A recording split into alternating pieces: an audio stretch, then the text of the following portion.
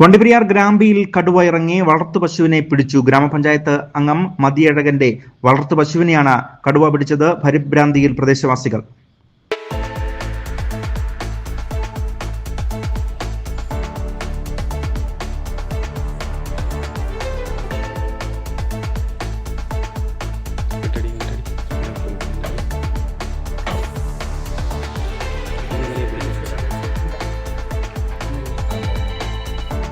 വണ്ടിപ്പെരിയാർ ഗ്രാമ്പി പ്രദേശത്ത് കഴിഞ്ഞ കുറെ നാളുകളായി കടുവാ ഭീതിയിലാണ് ജനങ്ങൾ കഴിയുന്നത്.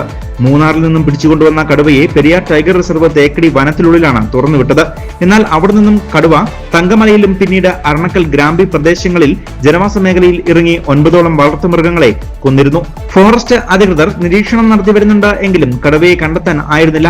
ഒരാഴ്ചയ്ക്കുള്ളിലെ ഇടവേളയ്ക്ക് ശേഷം ഇന്ന് വൈകിട്ടോടുകൂടിയാണ് വീണ്ടും കടുവയുടെ ആക്രമണം ഉണ്ടായിരിക്കുന്നത്. വണ്ടിപ്പെരിയാർ ഗ്രാമപഞ്ചായത്ത് 16-ാം വാർഡ് മെമ്പർ മതിയഴകന്റെ വളർത്തു പശുവിനെയാണ് കടുവ പിടിച്ചത്.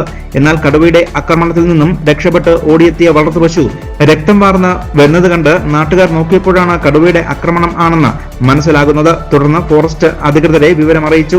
അത് അനുസരിച്ച് അവരെത്തി തിരച്ചിൽ നടത്തിയെങ്കിലും കടുവയെ കണ്ടെത്താൻ ആയില്ല. റേഡിയോ കോളർ ഘടിപ്പിച്ചിട്ടുണ്ട് എങ്കിലും കടുവ ഇപ്പോൾ എവിടെയാണ് ഉള്ളത് എന്ന് വ്യക്തമാകാത്ത സാഹചര്യമാണ് നിലവിൽ ഉള്ളത്.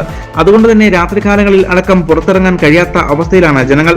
ഇതിനിടയിലാണ് കഴിഞ്ഞ ദിവസം പ്രദേശത്ത് പുലിയുടെ സാന്നിധ്യവും കണ്ടെത്തിയത്.